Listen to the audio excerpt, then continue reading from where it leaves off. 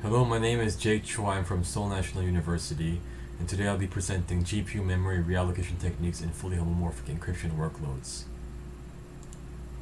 So fully homomorphic encryption, or FHE, allows computational operations to be performed on encrypted data without the need for decryption, with identical results as if the operations are performed on plain text.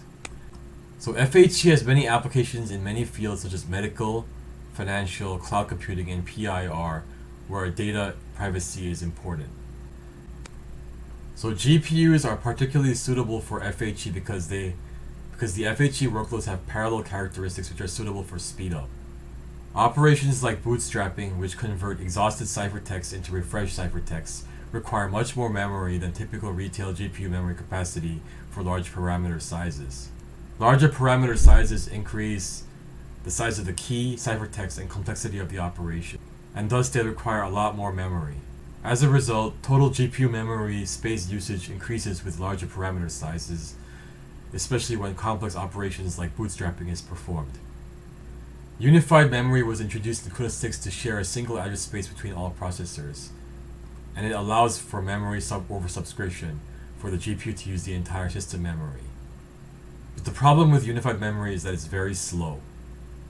Utilizing this CUDA stream allocator, which was introduced in CUDA 11.2, generally yields the fastest results for GPU memory allocation. However, the stream allocator is not compatible with unified memory. Therefore, out-of-memory problems still occur when memory allocation exceeds available device memory. So therefore, there is a dilemma which exists in deciding which memory allocation method we have to use. If possible, the best would be to combine the best of both worlds. So in this paper, we combine stream allocation and unified memory by using the reallocation method. And this causes no performance loss when memory is undersubscribed, along with no out-of-memory errors when memory is oversubscribed. So before unified memory was released, there was no easy solution to overcome out-of-memory problems. Memory allocation was performed with CUDA malloc and CUDA free. After unified memory was introduced along with stream allocation, there were newer APIs used to support newer methods of allocation. In the original method of using CUDA free, a device-wide synchronization was required before memory is freed. This would cause unnecessary stalling.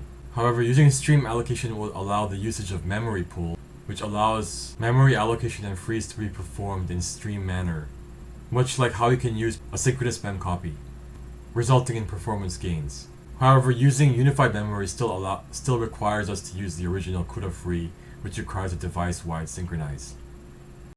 So in the Heian library, using smaller retail GPUs will crash during bootstrapping without unified memory. However, using unified memory will always cause performance slowdowns even when memory is undersubscribed. In our previous work, we implemented unified memory on the Heian library to overcome out-of-memory problems. When memory is oversubscribed, the performance drops dramatically due to paging and handling of faults by the OS naturally.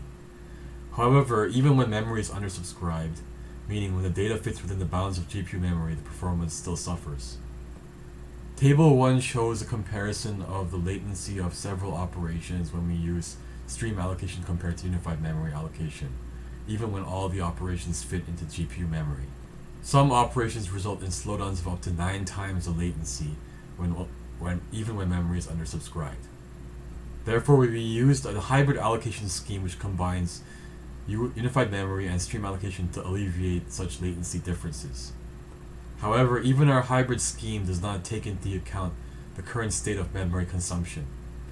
It always uses a mixture of unified memory and stream allocation to allocate GPU memory objects. However, when memory is freely available, it is unnecessary to actually use the hybrid scheme. You can simply use stream memory allocation to yield the best performance. The objective is to then create a smarter memory management runtime which could dynamically shift between modes. So therefore, our previous work is actually orthogonal to this work because it simply uses different techniques to improve library performance in a fixed manner from beginning to end without considering the actual current memory state. So in our implementation, we have 2 modes. One mode uses the CUDA stream allocation method, and the other method uses unified memory, or a combination of unified memory and the stream allocation, which is known as the hybrid allocation mode. We modify the memory manager in the hand library so that it can determine whether or not there is enough memory before deciding which mode of allocation that we have to use. If memory is below a certain threshold, then we use the stream allocation method because it provides the fastest performance. But once memory reaches a certain threshold, then we switch to the hybrid allocation mode or unified memory because memory would have to be oversubscribed.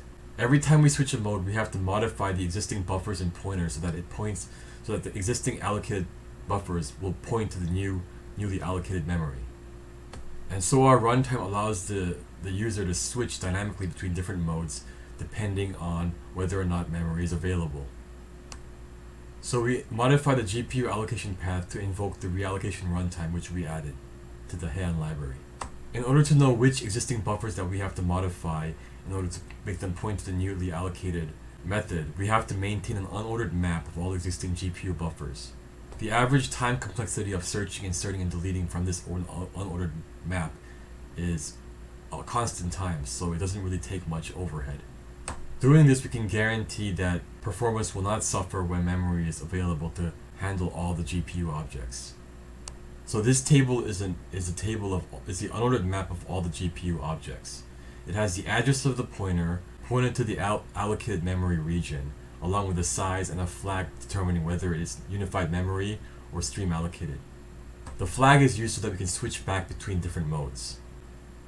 So every time we allocate a new GPU buffer, we add to this unordered map the address of the pointer, the GPU memory allocated region that it points to, the size, and the flag. And every time a memory allocated region is freed, we erase the memory allocation region by setting it to 0, and we set the size also to 0 and the flag to 0 to know that this region is not allocated anymore.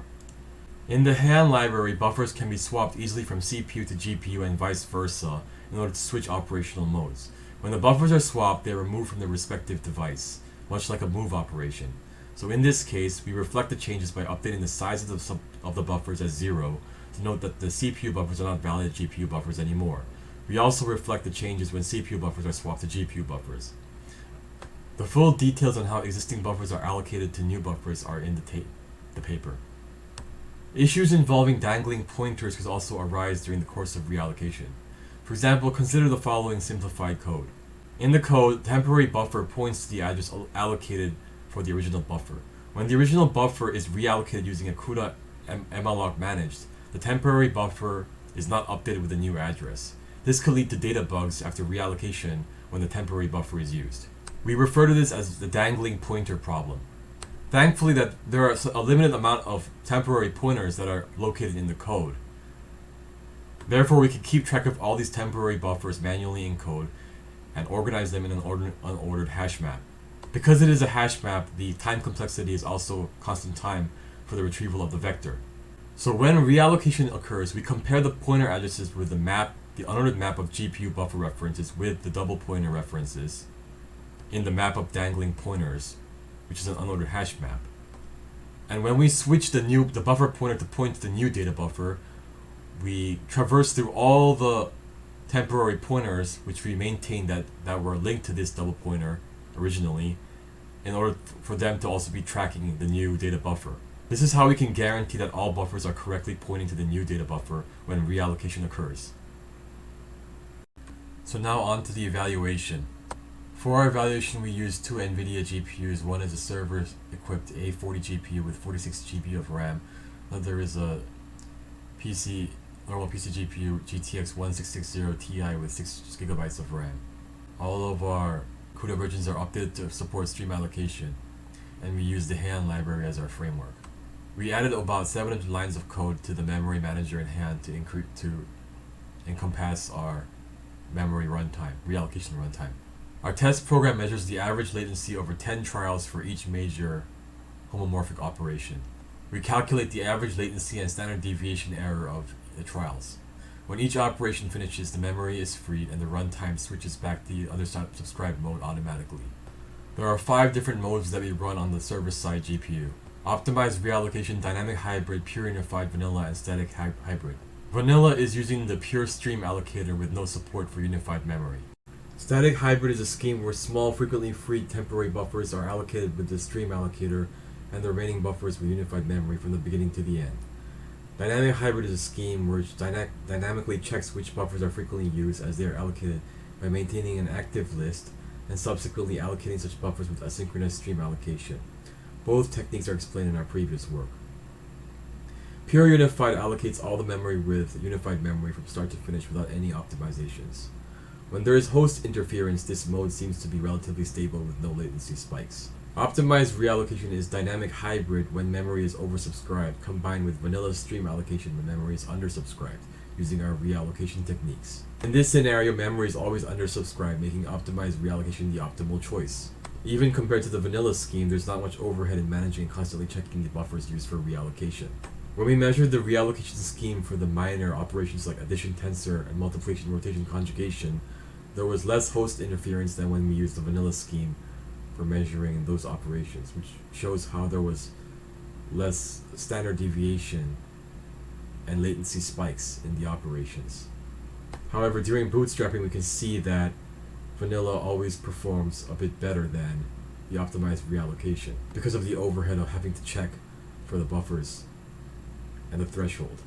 In this experiment, all the operations did not exceed the threshold for memory, making the memory undersubscribed.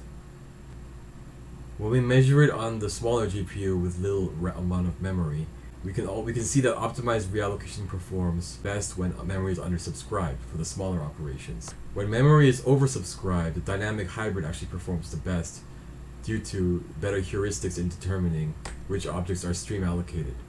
However, our optimized reallocation scheme is much better than naive reallocation, which uses unified memory only when memory is oversubscribed. This shows that we can combine the dynamic hybrid scheme with our reallocation scheme to be used when memory is oversubscribed. Vanilla is not shown in this graph because it causes out-of-memory errors in the bootstrapping case and it fails to run. So in conclusion, our optimized reallocation technique can achieve performance that is almost identical to vanilla stream allocation when memory is undersubscribed. When memory is oversubscribed, reallocation performs up to 2 times faster than naive unified memory for bootstrapping. So this is how we were able to create a minimally invasive approach that would create a reallocation scheme to achieve the best of both worlds. Our future work is to apply such reallocation schemes to multi-GPU environments and other frameworks like machine learning where out-of-memory errors can be common. Thank you.